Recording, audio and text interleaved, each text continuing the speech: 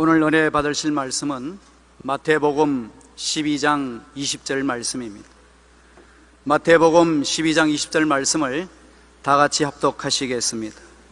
상한 갈대를 꺾지 아니하며 꺼져가는 심지를 끄지 아니하기를 심판하여 이길 때까지 하리니. 저는 오늘 여러분과 함께 상한 갈대라는 제목으로 은혜를 나누고자 합니다.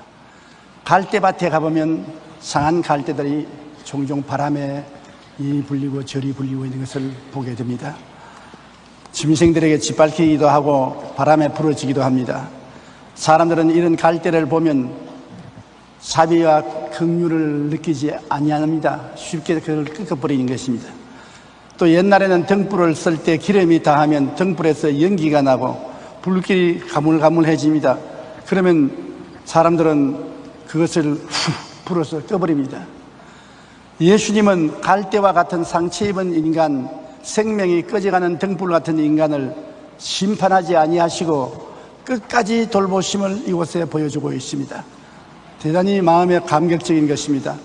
하루는 예수님께서 성전뜰에서 아침에 일찍이 나오셔서 말씀을 전가하는데 사람들이 말씀에 귀를 기울이고 있었습니다. 그런데 갑자기 바깥에서 비명 소리가 나고 웅성웅성한 소리가 나더니 바리새 교인, 사두개 교인, 교법사들이 한 여인의 머리채를 끌고 예수님 인도로 오는데 신발은 벗었고 머리는 산발이 되고 얼굴은 핥혀지고 크게 상처를 벌써 입고 있었습니다. 그 여자를 끌고 와서 예수님의 발 앞에 내동댕이 쳤습니다. 그러고 난 다음에 그들이 예수님께 준엄하게 따졌습니다. 이 여자가 간음하다가 현장에서 잡혔습니다. 모세의 율법에는 이런 여자는 돌로 쳐 죽이라고 했는데 당신은 뭐라고 말하겠습니까? 쳐 죽이려면 간음하다가 현장에 잡힌 그 자리에서 쳐 죽이지와 예수께 끌고 왔습니까? 예수님을 시험하려는 것입니다. 예수님이 죽이지 말라면 당신은 하나님이 보내신 사람이 아니다. 하나님의 율법을 무시하는데 어떻게 당신이 하나님의 사람이냐? 쳐 죽이라 하면 당신은 자비와 긍휼이 없는 모른정한 사람이다. 그런 사람이 어떻게 구주라고 말하냐? 이래도 책을 잡고 저래도 책을 잡으려고 그들은 이기양양하게 예수님에게 질문을 했습니다. 당신은 이 여자를 어떻게 하겠습니까? 예수님은 고개를 숙여서 손가락으로 글을 쓰기 시작했는 것입니다. 사람들은 예수님이 손가락으로 쓴 글을 보았을 것입니다. 성경에는 무슨 내용을 적었다고 말하지 않지만 제가 생각하기에는 간음하다가 잡혀서 돌에 맞아 죽는 법만 있는 것이 아니라 살인자도 돌에 맞아 죽고 부모를 공경하지 않은 자도 돌에 맞아 죽고 다른 죄를 지은 것도 돌에 맞아 죽을 죄들이 많습니다. 그 돌에 맞아 죽을 죄들을 주님께서 나열해 적으시고 난 다음에 그 다음 고개를 들어서 큰 사람부터 작은 사람까지 보시고 난 다음에 너희들 중에 죄 없는 자가 먼저 돌로 이 여자를 쳐라. 그러고 난 다음 고개를 숙여서 또 글을 쓰는데 그 둘러선 사람들 한 사람 한 사람의 이름을 적으면서 감추인 죄를 손가락으로 적어 내려갑니다. 모조리 다 돌에 맞아 죽을 죄들을 다 감추어 놓고 있습니다. 예수님 손가락이 가는 곳마다 건너보니까 아이고 나도 죽을 죄를 지었구나. 아이고 내 죄도 감추었는데 드러났구나. 자기의 죄가 드러나니까 돌을 다 놓아버리고 슬머시 뒤로 빠져 도망을 치는데 한참 만에 예수님이 고개를 드니까 다 달아버리고 한 사람도 없어요. 성경 말씀에 의인은 없나니 하나도 없다 하는데 그렇게 쟁쟁한 의인이라고 자랑하던 바리새 교인, 사두개 교인, 교법사들이 예수님 계시 앞에 다 달아나고 한 사람도 남지 않았었습니다. 그래서 예수님께서 그 여자를 보고 여자야 고개를 들어라. 고개를 들었습니다. 너를 돌로 치는 사람이 있느냐? 살펴보니까 돌만 너저분하게 늘어져 있고 아무도 없습니다. 나를 돌로 치는 사람이 없습니다. 예수님께서 말하기를 나도 너를 정죄하지 아니한다. 가서 다시 죄 짓지 말라. 주님께서 꾸짖지 아니하시고 그 여자에게 용서와 축복을 해주어서 보낸 것입니다. 가늠한 것을 잘했다고 말하지 않았습니다. 그러나 정죄해서 너를 돌로 죽이려고 하진 않는다. 가서 다시는 죄를 짓지 말고 올바른 생활을 하라. 이 여자는 상처 입은 갈대인데 예수님이 끄끄버리지 아니하시고 그 갈대를 도로 잘 보호해서 살려서 보내주신 것입니다. 오늘날도 우리는 쉽게 우리 이웃을 정죄합니다. 예수님은 이 세상에 정죄하러 오신 것이 아니라 용서하고 사랑하고 건지기 위해서 오신 것입니다. 주님이 오신 근본 목적이 사람들을 건지고 살리는 것이 근본 목적이지 정죄하고 죽이는 것이 예수 그리스도의 목적이 아닙니다. 그러므로 우리는 항상 예수 그리스도의 사랑에 마음에 깊은 관심을 가져야 되는 것입니다. 재생의 은혜를 입은 이 여인은 얼마나 감격했겠습니까? 율법으로는 반드시 돌에 맞아 죽어야 되는 것입니다. 그는 죽었다고 생각했습니다. 그런데도 불구하고 예수님은 그를 살려주었습니다. 사람의 힘과 능력으로는 살릴 수가 없습니다. 그러나 놀라운 하나님의 사랑의 능력이 나타나서 그 여자를 살려주었습니다. 그와 같이 오늘날도 주님께서는 우리를 정죄하기를 원치 않습니다. 주님은 어찌하든지 우리에게 기회를 주시고 살리기를 원하시는 것입니다. 그리고 난 다음 성령을 주셔서 우리가 죄를 이기고 정상적인 생활을 하기를 원하시는 것입니다. 성자 프란시스의 일화 중에 유명한 이야기가 있습니다. 그의 제자 한 사람이 기도 중에 환상으로 천국에 가서 구경을 했는데 아주 보좌들이 많이 놓여 있는데 특별히 그 보좌 가운데 영광스럽고 아름다운 보좌가 있어서 이것은 누구를 위한 보좌입니까? 그 천사에게 물으니까 이것은 세상에서 가장 겸손한 성 프란시스를 위해서 예비한 보좌라고 말했습니다. 이 제자는 굉장히 감격해서 그 환상에서 깨어나서 스승인 성 프란시스를 만나서 제가 환상 중에 하늘에 가보니까 제일 영광스러운 보좌가 있는데 그것이 선생님의 보좌입니다. 그렇게 말하니까 선생님은 너가 나를 어떤 사람으로 생각하느냐? 선생님은 성자지요. 이 세상에서 나만치 악하고 더러운 사람이 없다.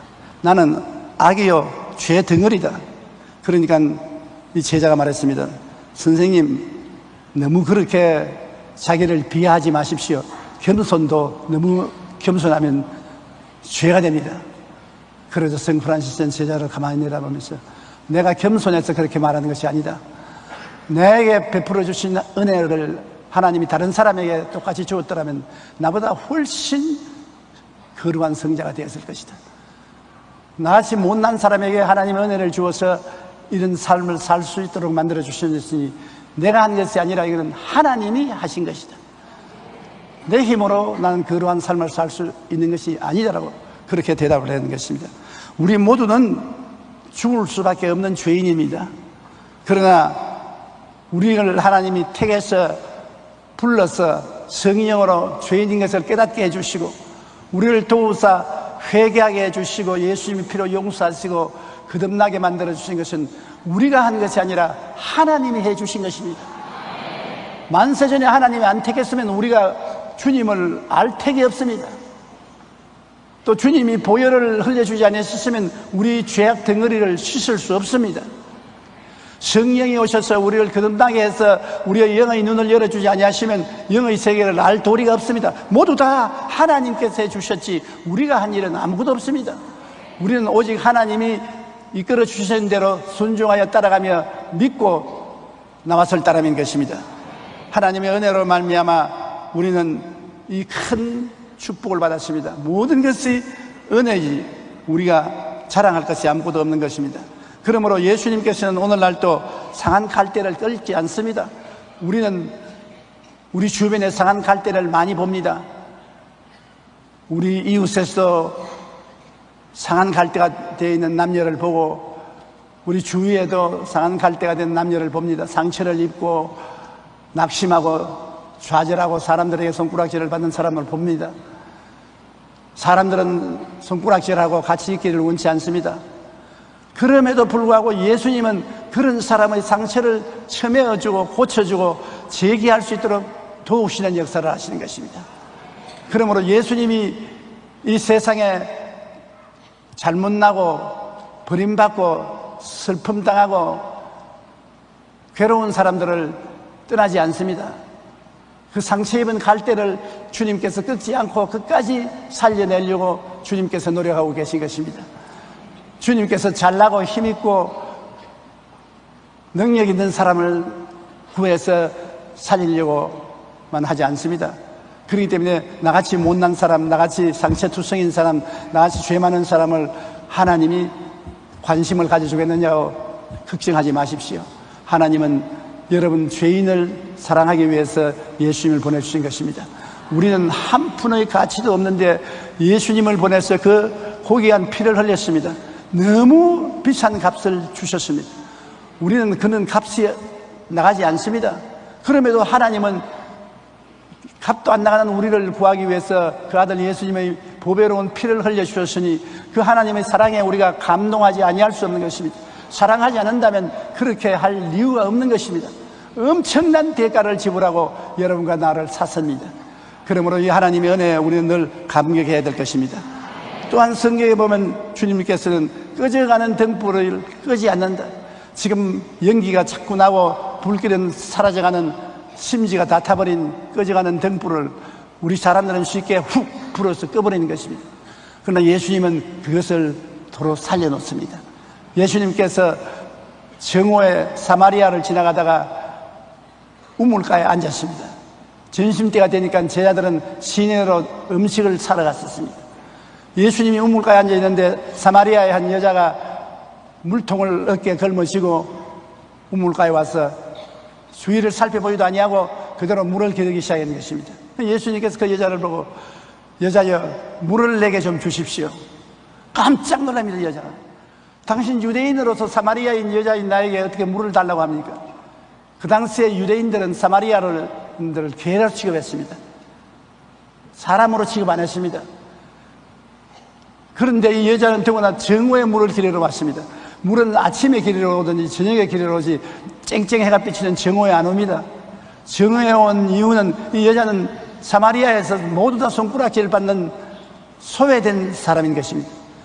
그러므로 사람을 피해서 안 올 때 정오에 우물 기르러 왔습니다. 마음속에 이미 정죄받았고 마음속에 버림받은 심정을 가지고 있는 여자인 것입니다. 죄 많은 여자인 것입니다. 그런데 예수님이 이 여자에게 물을 달라고 하니까 이 여자가 기겁을 했습니다. 그러니까 예수님이 하신 말씀이 물을 좀 달라는 자가 누군지 네가 알았으면 네가 오히려 물을 구했을 것이요 내가 생수를 내게 줄 것이야. 뭐요? 생수를요? 이 우물물이 얼마나 깊은데 당신은 물길을 두루발 데가 없으면서 어떻게 생수를 퍼냅니까? 이 우물은 우리 조상 야곱이 그 자녀들에게 파준 것이고 그 자녀들이 이 우물에 먹었는데 당신은 우리 조상 야곱보다 크니까. 예수님께서 그 여자를 보시고 이 물을 마시는 자는 다시 목마르진다. 또 물 길러 오고 또 물 길러 온다. 내가 주는 물을 마시는 영원히 목마르지 않고 다시 물 길러 올 필요 없다. 그렇다면 그 물을 내게도 좀 주십시오. 나도 물 길러 오지도 말고 목마르지도 않게 해 주십시오. 예수님이 고개를 끄덕끄덕하면서 당신 남편을 데리고 오너라. 여자가 고개를 푹 숙이면서 난 남편이 없나이다. 예수님이 맞다. 맞았어요. 당신은 남편이 5이 있었는데 5이하고 다 헤어지고 이제 6번째 오다 가다 만난 사람과 살고 있다고. 눈을 크게 뜨고 당신 이제 보니 선지자군요. 내 삶을 낱낱이 다 알고 있는데요. 사람들은 예배할 처소가 예루살렘에 있다고 하는데 우리는 사마리아에서 예배를 드린다. 주님께서 사마리아에서도 말고 예루살렘에서 말고 이제는 신령과 진정으로 예배할 때가 왔나니 지금이 그때라. 하나님은 신령과 진정으로 예배하는 자를 찾으시나니라. 그러니까 이 여자가 너무 어려워지는 종교적인 문제가 되니까 장차 메시아가 올 것인데 이 메시아가 오시면 그 모든 문제를 우리에게 해결해 줄 것입니다. 예수님이 그 여자를 자세히 보시고 너가 지금 함께 일하고 말하고 있는 그 상대인 내가 그 메시아라고. 깜짝 놀랐습니다. 물동이도 두레닥도 다 내버리고 그는 화닥닥 일어나서 그 길로 시내로 뛰어들어갔습니다. 사람들을 피하던 그가 예수님을 만나자 그 생에 순식간에 변화가 다가왔습니다. 죄의 용서와 새로운 삶의 의미와 가치가 마음속에 홍수처럼 다가왔습니다. 정말 마른 땅에 시냇물이 흐르듯이 말라 비뚤어진 그 마음에 시냇물이 흐르기 시작했습니다. 그는 나가서 사람들에게서 여러분 나를 따라와 보십시오. 나의 살아온 생애를 낱낱이 들여다보고 아시는 분을 만났는데 메시아입니다. 이분이 메시아인 것 같습니다. 한번 와보십시오. 온 동리가 다 나와서 예수님을 보고 말씀을 듣고 난 다음에는 며칠 더 있기를 간청해서 예수님이 며칠 더 있으면서 그들을 기도해주고 말씀을 전해주니까 큰 은혜를 받고 나중에 말하기를 너가 말함으로 우리가 믿는 것이 아니라 우리가 직접 듣고 보고 예수님 메시아인 것을 믿는다고 말하는 것입니다. 그래서 예수님은 그 꺼져가는 등불 같은 이 죄인인 여자를 주님께서 정죄하지 아니하시고 스스로 죄를 자복하게 유도하시고 구원의 길로 이끌어서 생수를 마시게 해주신 것입니다. 요한복음 7장 37절로 38절에 누구든지 목마르거든 내게로 와서 마시라. 나를 믿는 자는 성경의 이름과 같이 그 배에서 생수의 강이 흘러나리라.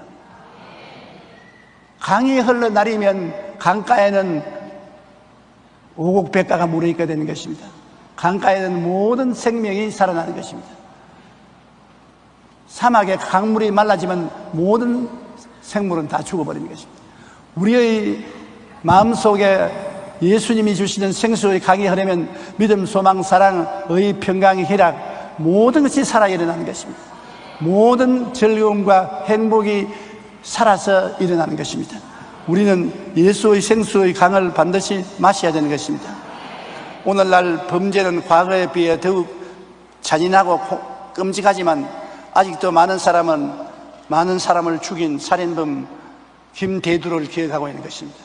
김대두라는 사람은 사형수인데 16명의 사람을 죽이고 그는 체포되어서 형무소에 들어갔습니다.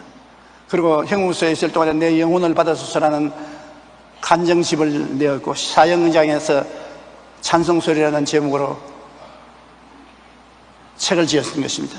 사형을 받는 날 당일에 사형수가 하는 말이 네 할 말이 없느냐.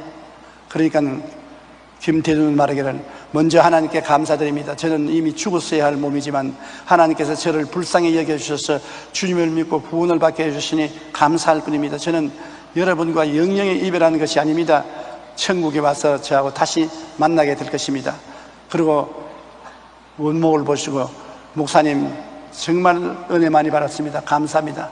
나 같은 살인죄인에게 예수 그리스도를 소개해 주셔서 그리스도의 보배로운 피로 말미암아 나는 변하고 구원을 받게 되는 것입니다. 그러고 난 다음에 그는 아멘 할렐루야 하고 외치면서 사형을 받았습니다. 많은 생명을 빼앗아간 그를 세상은 정죄했습니다. 세상 김대두라면 몸서리를 치고 그놈은 10번 죽어도 마땅하다고 말했습니다. 그런 김대두의 철창을 통해서 예수님이 찾아오신 것입니다. 예수님은 그 죄를 용서하고 그를 변화시키고 하나님의 자녀로 만들고 하나님을 찬양하며 감사하면서 천국 가게 만들어주신 것입니다. 정말 예수님의 사랑을 생각하면 어떤 데는 좀 사랑이 너무 많지 않느냐 의심이 생길 정도인 것입니다.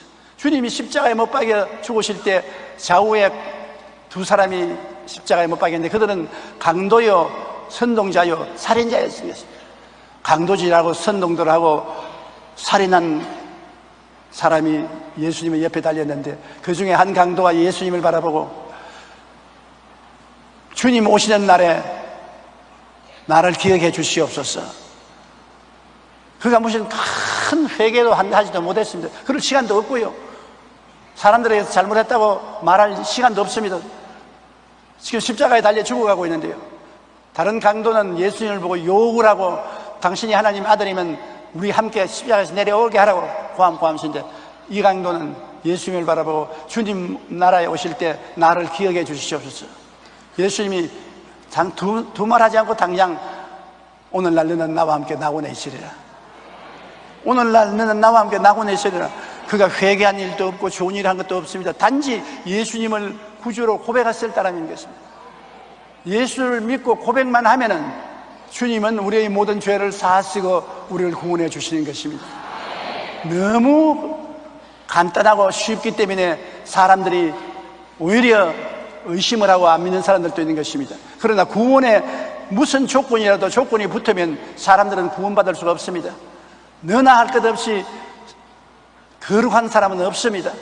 의인은 없나니 하나도 없습니다. 우리는 예수님의 보배로운 피를 믿음으로 그 능력에 의지해서 용서와 사랑과 의를 받아서 구원을 받게 되는 것입니다.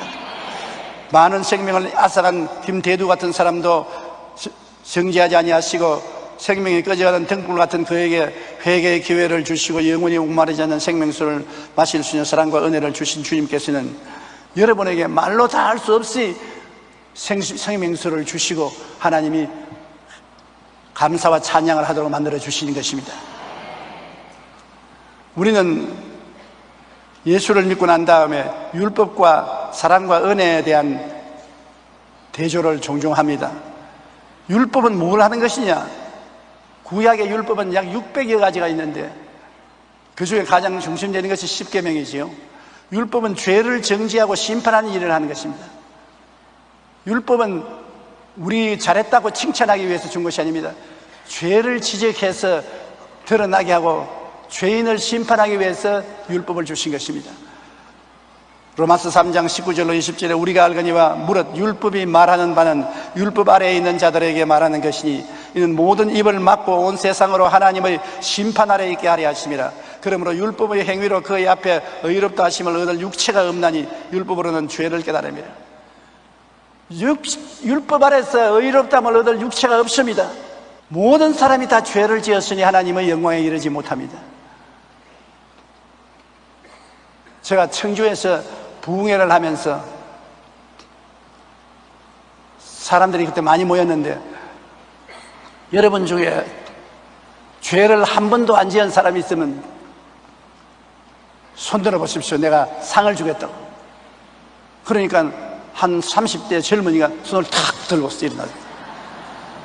모든 사람이 탄성을 했습니다. 저도 아주 혼비백산했습니다. 그래서 아니 여태까지 살면서 죄를 한 번도 안 지었다니 여기 한번 나와 보십시오. 그러니까 그 옆에 있는 젊은 여성이 이래요. 그러면 왜냐하니까 우리 이 남편은 미쳐서 병 고치러 나왔습니다. 그래서 결국 보니까 미친 사람만 자기가 죄를 안 지었다고 말하지 정상적인 사람은 자기의 죄가 없다고 말한 사람이 없는 것을 발견했습니다. 모든 사람이 다 죄책을 가지고 있는 것입니다. 율법 아래 비추어 보면 죄 없는 사람이 아무도 없는 것입니다. 죄를 많이 짓고 적게 지은 차이는 있을지 몰라도 죄가 제외 없는 것은 없습니다. 네덜란드의 한 시인이 꿈에 천국을 갔는데 한 천사가 그를 맞으며 금빛 나는 책을 보여주었습니다. 시인은 천사에게 그 책이 무슨 책이냐고 물으니까 당신의 일생을 기록해 놓은 책이라고 말했었습니다. 시인은 자신의 삶을 기록했다는 말에 호기심이 생겨 첫 장을 열어보았습니다. 거기에는 깨알같이 차곡차곡 기록해 놓은 글이 있었습니다. 시인이 내용을 묻자 천사는 당신의 악한 행동을 다 적어놓은 것이라고 했습니다. 얼마나 악한 행동이 많은지 몰라요. 시인은 덜컥 두려운 마음이 들었습니다. 그래서 천천히 다음 장을 넘겼는데 이번에는 아까보다 더 많은 글씨가 가득했습니다. 천사는 당신이 했던 사악한 말들이 여기에 다 기록되어 있습니다. 나쁜 말한 말이 다 여기에 기록되어 있습니다. 다음 장은 이보다 더 많은 글씨로 빽빽하게 들어차 있었습니다. 이번에도 천사가 설명을 해주는데 이것은 당신에게 있던 악한 생각들이 기록되어 있습니다. 시인은 이제 더 이상 다음 장을 넘길 자신이 없었습니다.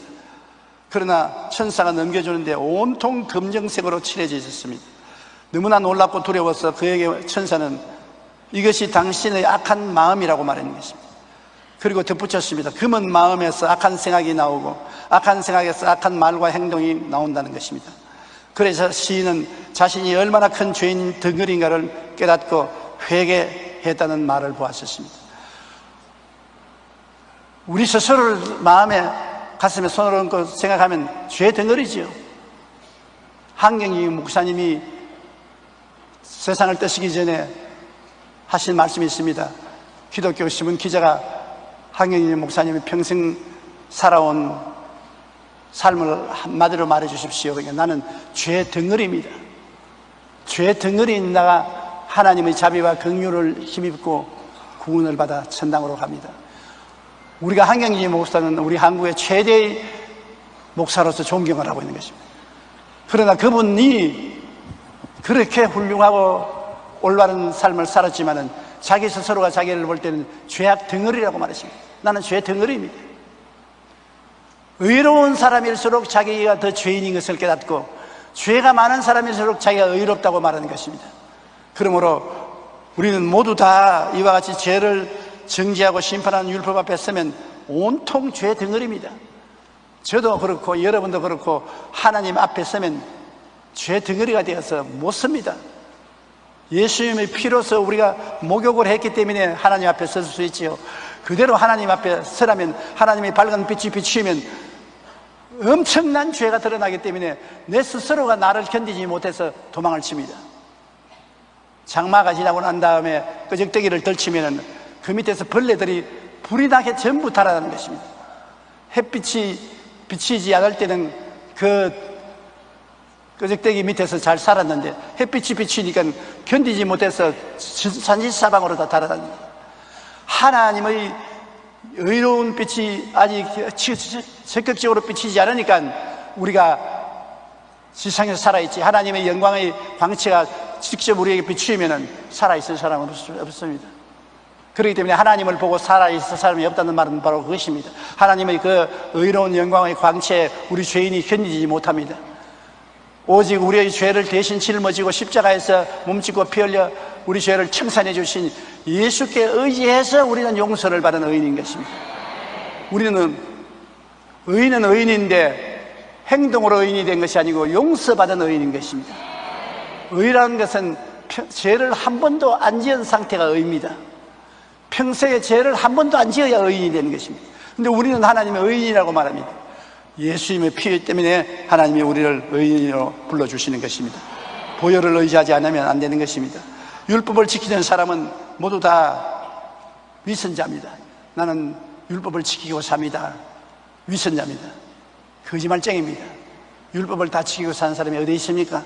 갈라디아서 3장 10절로 11절에 무릇 율법 행위에 속한 자들은 저주 아래 있나니 기록된 바 누구든지 율법책에 기록된 대로 모든 일을 항상 행하지 아니하는 자는 저주 아래 있는 자라 하였음이라. 또 하나님 앞에서 아무도 율법으로 말미암아 의롭게 되지 못할 것이 분명하니 의인은 믿음으로 살리라 하였음이라.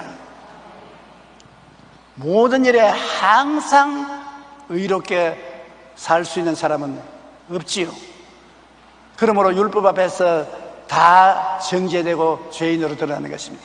우리는 믿음으로 말미암아 의롭게 되지 율법을 지켰다고 어깨에 힘주는 사람인 것이면 그 사람은 위선자인 것입니다. 무슨 일이 생기면 법대로 합시다. 법대로 해요. 법대로 하면 살아남을 사람이 아무도 없어요. 세계적으로 유명한 신학자이면서 설교가인 미국의 아이언 사이드 목사님이 그 교회에서 당회를 하는데 갑자기 청년인 하나가 손을 들더니 큰 소리로 고함을 쳤습니다. 법이요, 법대로 합시다.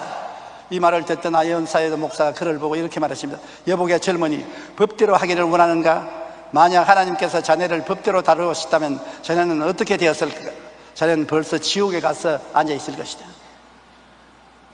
법은 우리가 살아가는데 편하도록 하기 위해서 만들어 놓은 것이지, 그 법을 지켜서 법이 우리를 의롭게 만들 정도로 되지는 못합니다. 우리는 항상 법보다도 사랑과 은혜를 중심으로 해서 살아야 되는 것입니다. 사랑은 용서와 은혜를 주시는 것입니다. 법은 정죄하고 심판하지만은 사랑은 용서와 은혜를 주시는 것입니다. 하나님은 우리를 사랑하기 위해서 예수님을 보낼지 우리를 정죄하고 심판하기 위해서 예수님을 보낸 것은 아닙니다. 요한복음 3장 16절로 17절에 하나님이 세상을 이처럼 사랑하사 독생자를 주셨으니 이는 그를 믿는 자마다 멸망하지 않고 영생을 얻게 하려 하심이라. 하나님이 그 아들을 세상에 보내신 것은 세상을 심판하려 하심이 아니요 그로 말미암아 세상에 구원을 받게 하려 하심이라. 여러분, 구원받는 일이 얼마나 쉽습니까? 이 성경에 독생자를 주셨으니 이는 그를 믿는 자마다 멸망하지 않고 영생을 얻는다. 믿지 않은 자는 멸망을 받는데 믿기만 하면 멸망을 받지 않고 영생을 얻는다. 잘난 사람, 못난 사람, 배운 사람, 못 배운 사람, 있는 사람, 없는 사람 차별이 없어요. 믿기만 하면 영원한 생명을 얻는 것입니다. 그러기를 위해서 주님이 예수님을 우리에게 보내주셨으니 그 사랑을 우리가 항상 마음속에 감격스럽게 느껴야 되는 것입니다. 제4세기에 활동한 사막의 수도사 아빠 미오스에게 한 군인이 질문을 했습니다. 하나님이 정말 죄인을 용서하실까요? 수도사는 그에게 용서에 대해 설명하면서 이렇게 물었습니다. 그래서 수도사는 말하기를, 자네가 입고 있는 그 외투가 찢어지면 그냥 내버리느냐? 아니요, 기워서 도로 입지요. 몇 푼 안 나가는 외투도 찢어지면 도로 기워서 입는데, 자네 사람은 하나님의 형상과 모양으로 지은 존재야. 그게 찢어지고 흠이 있다고 해서 주님이 그대로 버릴 수 있겠는가? 주님께 나오면 다 주님이 꼬매어서 고쳐서 구원으로 인도해 주시는 것이, 주님의 은혜는 그것이 바로 하나님의 사랑이란다. 우리가 아끼고 소중히 여기는 것은 결코 함부로 버리지 않습니다. 하물며 하나님께서 그 무한한 사랑으로 우리에게 용서와 은혜를 베풀어 주신 것입니다. 하나님께서 상한 갈대도 아무 가치가 없습니다. 바람에 휘날리는 상한 갈대, 그래서 내버려 놓아도 스스로 꺾일 것도 주님이 붙잡아서 일으켜 주시고 첨해 주셔서 설 수 있게 만드는 것입니다. 꺼져가는 심지 국불을 부르고 끄일 것인데, 그걸 주님께서 복을 돋아주시고 기름을 부으셔서 도로 불을 붙게 만들어 주시는 것입니다. 그것은 하나님께서 우리를 얼마나 사랑한다는 것을 예수님을 통해서 보여주신 것입니다. 시편 103편 8절로 9절에 야훼는 긍휼이 많으시고 은혜로우시며 노하기를 더디하시고 인자하심이 풍부하시도다. 자주 경책지 아니하시며 노를 영원히 품지 아니하시리로다. 하나님은 긍휼이 많으십니다. 많이 불쌍히 여깁니다. 부모님은 자식에 대해서 긍휼이 많습니다.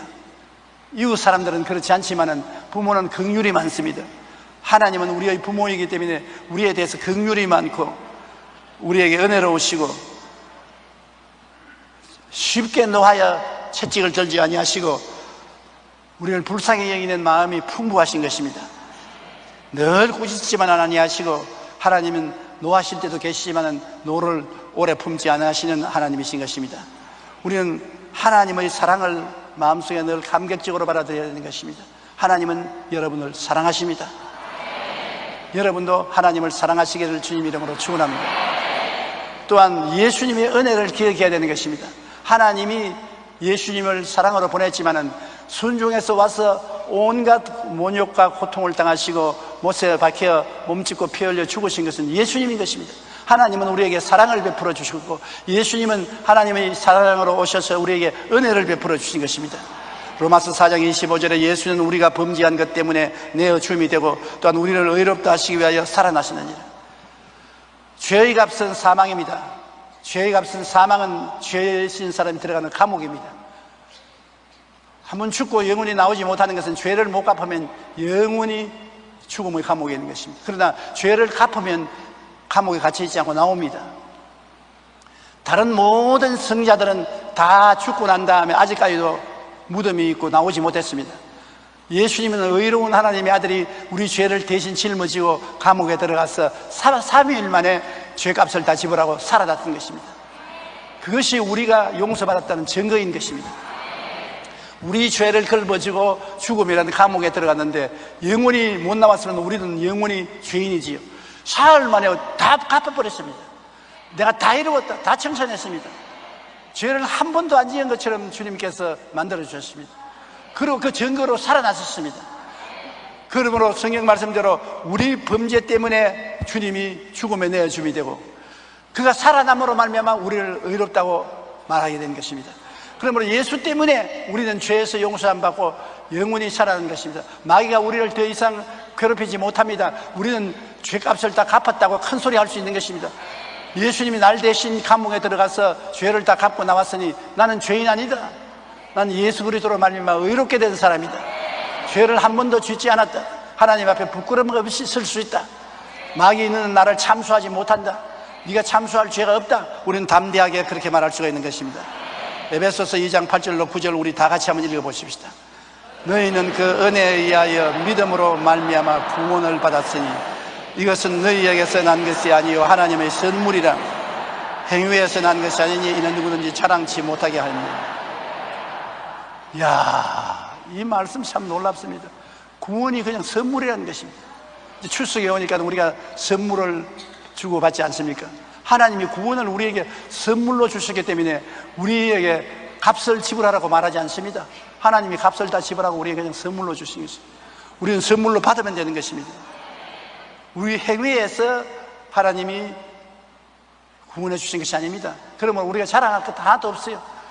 모두 다 자랑할 자는 하나님을 자랑하고 예수님을 자랑해야지 우리는 자랑할 것이 전혀 없는 것입니다. 이러므로 하나님의 구원은 오직 믿음으로 말미암아, 그 은혜에 의하여 믿음으로 말미암아 구원을 받는 것입니다. 오직 믿음입니다. 믿음 이외에 다른 것이 구원의 조건에 붙으면 안 됩니다.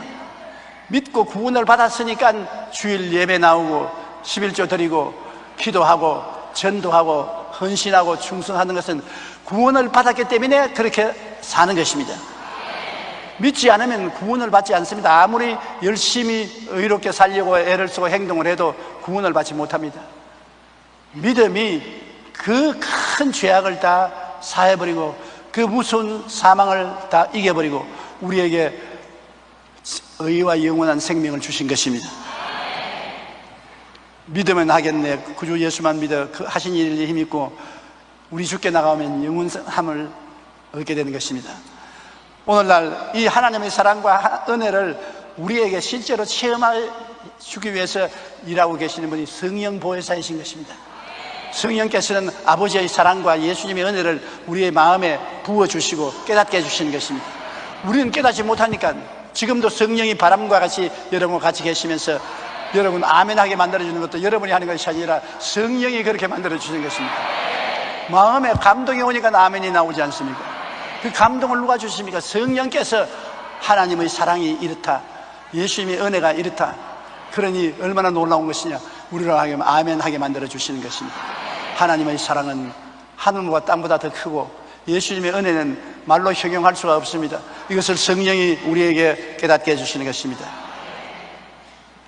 이제 우리가 예수를 믿으면 성령이 그 하나님의 사랑과 예수님의 은혜를 가지고서 우리를 의와 진리의 거룩함을 입은 새 사람으로 만들어주는 것입니다. 우리 힘으로 새 사람이 안 됩니다. 하나님의 사랑과 예수님의 은혜로 나를 변화시켜서 새 사람으로 만들어달라고 기도하고 믿어야 되는 것입니다. 성령이 우리를 새롭게 만들어주는 것입니다.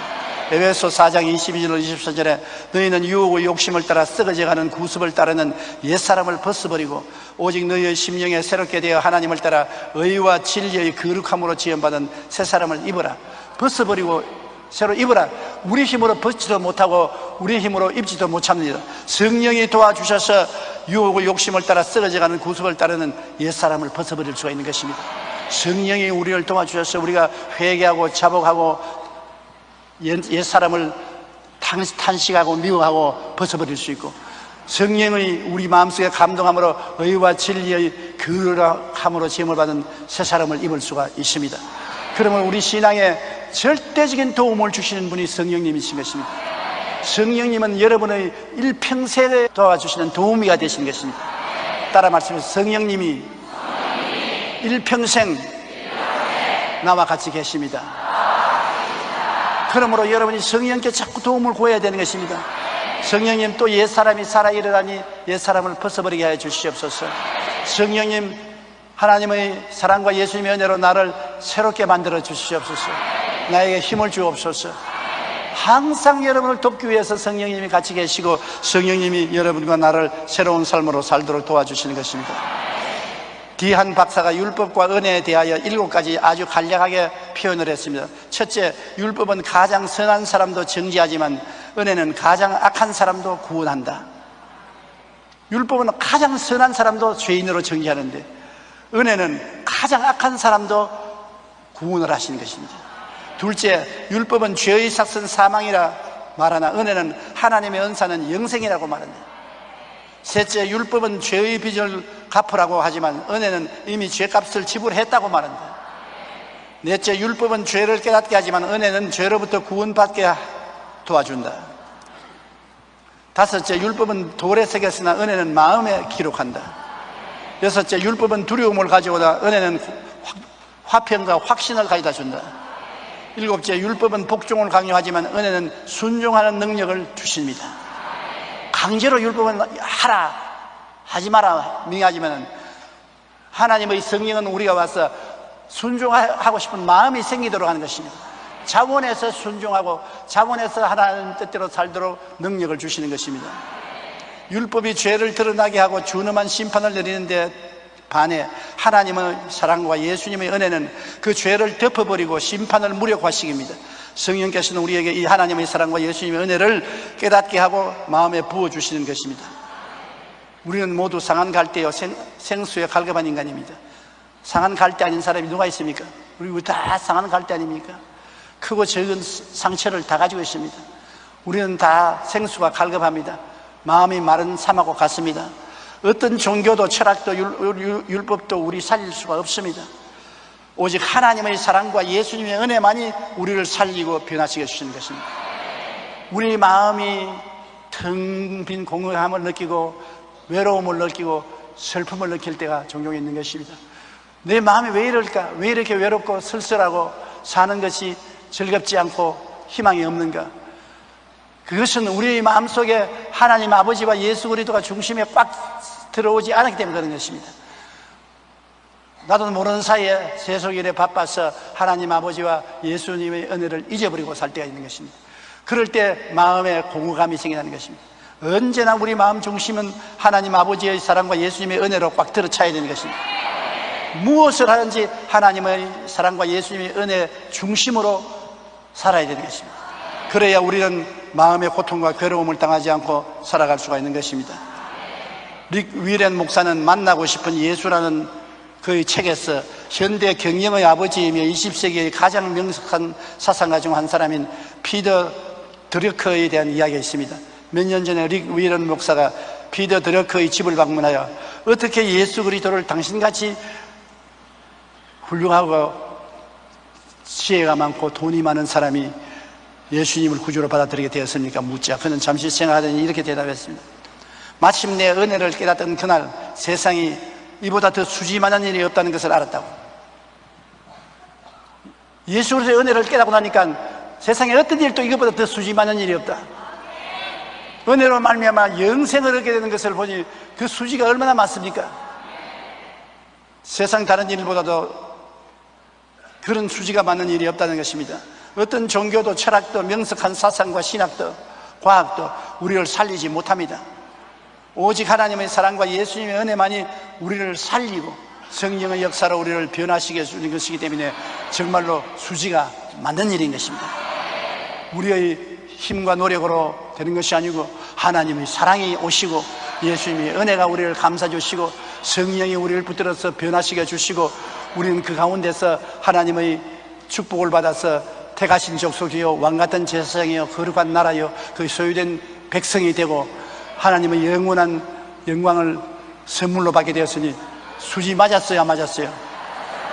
아주 수지 맞았죠. 정말로 축복을 받은 것입니다. 우리는 하나님 아버지와 우리 주 예수님과 성령 삼위일체 하나님께 너무나 감사하고 항상 영광과 찬송을 돌려야 됩니다. 하나님 아버지가 모든 것을 다 계획하시고 예수님은 아버지의 계획을 따라 모든 것을 다 실천하시고 성령님은 예수님이 실천하는 모든 것을 우리에게 깨닫게 해주시고 나누어 주시는 것입니다. 그렇게 행하시는 역사는 다르지만 아버지와 아들과 성령은 한 하나님이시라는 것을 알아야 되는 것입니다. 그러므로 우리가 아무리 상한 갈대가 되더라도 아무리 꺼져가는 심지 같은 인생이라도 하나님 아버지의 사랑과 예수님의 은혜와 성령의 축복은 우리를 떠나지 않는 것입니다. 내가 부러진 갈대라고 낙심하지 마십시오. 나는 아무도 인정해 주지 않는 꺼져가는 등불이라고 낙심하지 마십시오. 하나님이 여러분을 무시하지 않는데요, 예수님이 여러분을 사랑하는데요, 성령이 여러분과 같이 계신데요, 우리가 사람의 평론에 좌우될 것 없습니다. 사람은 우리에게 영생을 주지 못합니다. 오늘 있다가 내일 사라지는 사람이 무슨 힘이 있습니까? 모든 인생은 풀과 같고 연기와 같은 것입니다. 풀은 시들고 연기는 사라지는 것입니다. 영원한 아버지와 예수님과 성령님이 여러분을 두 손을 내밀어 끌어안고 사랑하시는 것입니다. 그리고 하나님의 영원한 천국에 참여하기를 원하시는 것입니다. 그것이 제일입니다. 돈도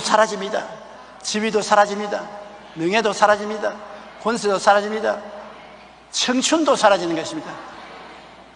저는 착각을 하고 살고 있는 것입니다. 지금 또 17살 같은 마음이 생겨요. 내가 17살이라고 착각을 하죠.